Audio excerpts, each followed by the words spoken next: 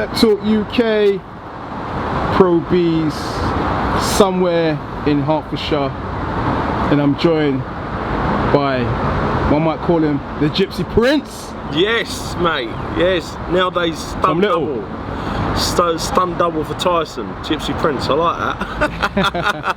Hey, I just thought I'd hook up with you prior, should I say after, hearing some interesting news floating about on the airways, on the net. Yeah, man. Tom Little is back, baby. I'm back. I'm back. Do you know what? I needed something to get my teeth into, and it come in the size of a Aussie-shaped burger. And you know what? I've cleaned my eating up, but you know what? I'm gonna allow myself some junk food for the night of the 27th. Yeah. Gonna absolutely break that man's face. Like, we don't like each other. We've never liked each other. People are saying, oh, that you didn't see Dave Allen disrespect Lucas Browne like I said. Listen, that's good for Dave Allen. Since when have I been Dave Allen? I'm not him. Do you know what I mean? David Price, I gave all the respect in the world. There's plenty of other fighters I'd give all the respect in the world. Am I going to respect Lucas Browne? No. Don't like him. Don't like his attitude.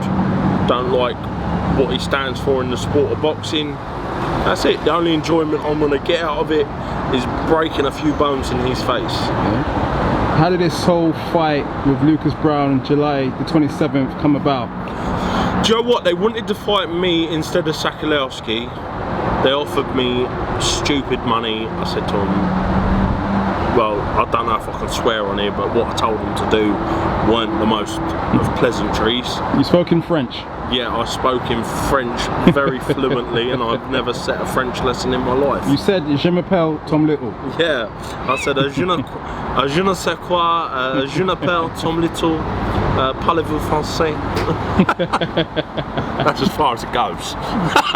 Nah, yeah, and then they got back at me, said we'd really like to do this fight. I think they've got a little bit of TV for it, so it increased our budget, and yeah, we're on.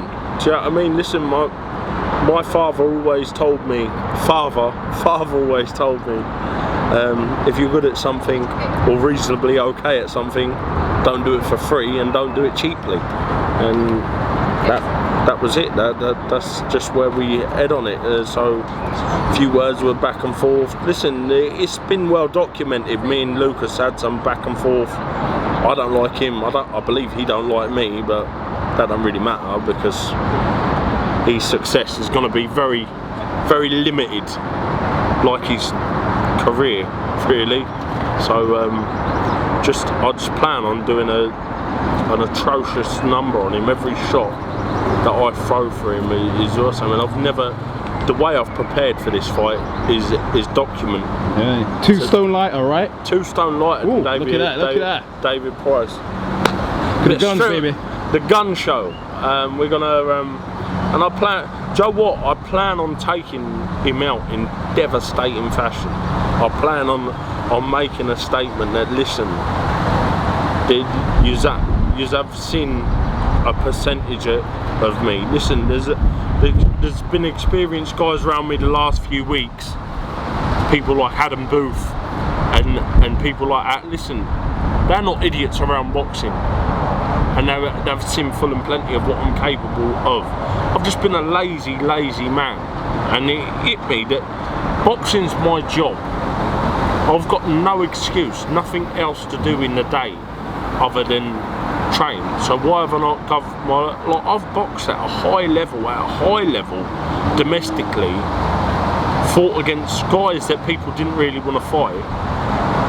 To be fair, I've done what I've had to do for my family. I've took fights when, with a sensible head on, I probably wouldn't have took them, really, but listen, as a man yourself, you know, listen, you've got to do what's right.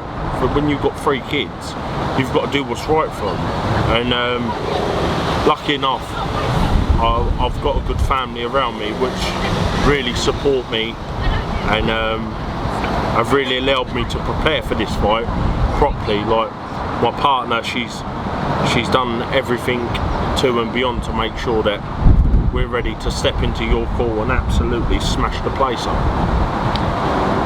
Lucas Browne and yourself have both had some difficult fights recently. Is this the final? If I don't beat him, I'll retire. Appearance for the fight that loses? Yeah, listen, I don't know about him. I don't know about him. I don't know how deluded he is. But the way I view it is, if I don't beat him, I've got no place in boxing. I've got no place in boxing because, look, I'm not gonna shadow the fact. Not that he's on the slip. Not that he's just on the slip. I just think he's terrible, and that's it. And when you look at styles, he's got a decent jab, but everything's in every shot. There's no. It's like putting a pair of boxing gloves on a caveman. Like everything. There's no science in what he does. There's no setting anything up. It's literally big hard jab, big hard right hand. Like he's literally when Tyson stereotypes heavyweights like 1, 2, left hook. It is literally that. He's describing Lucas Browne. There's nothing different coming, and everybody are gonna see what level Lucas Browne really is. He's got a bad habit of coming to the UK and getting his arse handed to him, and I'm going to hand it to him in a way that he's not going to be able to gift wrap it and bring it back here.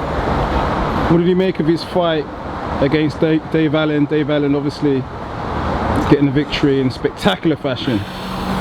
To be honest with you, right, fair play to Dave Allen and but I'm gonna be honest with you, Lucas Browne was having a lot of success in that fight. Success that he shouldn't have had against a younger man. Against a more agile man. He was catching Dave. But listen, fair play to Dave, he ground it out. He had something that he could exploit. And he exploited it. And listen, fair play to him. Listen, if I had a hat, I'd tip it to him. And listen, he went and done what should be done to Lucas Browne. But now I feel like I've got to better it. I feel like I need to better that performance. Yeah. So, we spoke of Fury at the beginning of the interview, and your good mate, he steps in the ring in Las Vegas. Viva Las Vegas! Viva Las Vegas. Against Tom Schwartz. How you see this one? I'd love to hear. So he's listening to Tyson Fury show, isn't it? But that ain't no disrespect to Tom Schwartz or anything. Look, we've seen that apple carts can be upset over the last things with what happened to AJ. Andy Ruiz Jr. Yeah, do you know what? Big up to him. Listen, he done one for the fat guys. Bang, bang. Do you know what I mean? Does that give you some inner belief against Lucas Browne then, yeah? Do you know what? I was like, I picked the wrong time to lose weight. I was like, now fat's trending. Where's my 10 bellies? Nah, do you know what? But hey, to heck with a diet. Have one on me. Snickers. Some nuts. Do you know what? If they get at me, I could come up with some magical stuff for Snickers. But do you know what? It's literally heavyweight boxing. It ain't good for heavyweight boxing what's just happened. The only plus thing that's come out of it. Look, I'm not a fan of Joshua. I'm a Team Fury person. I'll back me fella Gypsy to the end of the earth. We stand together. That's just how we are. But I don't like seeing a fella Brit lose abroad. That's right. So all the belts now are in the hands of Al Heyman. Yeah, do you know what I mean? And that ain't a good thing. Never mind pride. Never mind. I want to go back to where it all went wrong. Get him in England, punch his face in, and then the only good thing that will come out of this is, which I believe, if Joshua do beat him and get them belts back, it will force the fights to happen with Fury and what's, because a lot of questions will be asked of Joshua, whether he's champion or not. can he mix it at that level when also it will force the fights to be made? That is the only thing that I can see good coming out of this. But back to Tyson. Listen, the man's the man, and that is it. He's the man. That I've said it for a while. Honestly, I've stood in front of some really good heavyweights, and I've never had problems hitting them apart from that man. I think I hit him 3 times in 8 rounds. Wow, he's that slippery. It was borderline embarrassing. It was a long ride home from Manchester with a sore face. Do you know what I mean? You know when like you got that annoying cousin who's a lot older than you and he just holds you on the head and you can't hit him and like it's just really horrible. But they are. I'm fortunate enough to have been able to do rounds with someone of that calibre, and now he's teamed up with Ben. Like Ben used to be my trainer, and that there is a recipe for greatness. 7 days a week, twice on a Sunday, because Ben is a very, very good trainer, a very knowledgeable man who understands. I don't trust nobody. Like I'm the most skeptical man. Like if someone gov me something, I'm one of them people. Like there's a reason they've done that. Like he's the only person in boxing that I've really trusted and trusted his word down to the. If he told me to go out and throw 10 jabs, I would go and throw. Do you know what I mean? And that only comes when you trust someone's knowledge of boxing.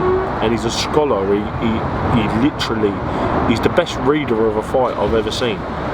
So with Tyson now, I can only see him jumping from strength to strength and growing as each fight goes on. I genuinely believe that you're going to see something special with him.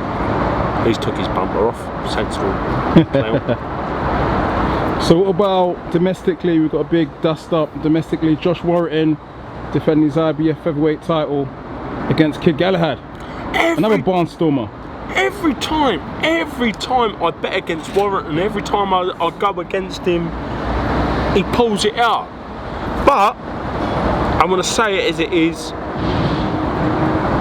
Selby was weight drained. Selby, I'm not trying to pick things out against Warrington because I don't even know the lad. But from where I'm sitting, and I like to speak the truth, it seemed Selby was weight drained, Frampton was on the slip. Do you know what I mean? Like Frampton been in a lot of hard fights, and he done what you should do to a man that's on the slip and had an hard career, and he hit him hard and fast early. Do you know what I mean? He pushed that pace early and took the fight out of Frampton. Now with Barry ain't had the shots he's had, and I genuinely, do you know what, I'm going to go against him again. I fancy Barry to beat him. I do. I've said it from day one. Listen, he's going to beat him. Wow. Could potentially stop him. Wow. Well, Tom, we'd like to thank you for your time, and we'll be there July 27th. Yeah, come man. We'll have a good party afterwards. 5 guys on me. Bush. Thank you very much. We'd like to thank Tom Little, the Gypsy Prince himself. God bless you. I'll see you later on. Subscribe, Pep Talk UK.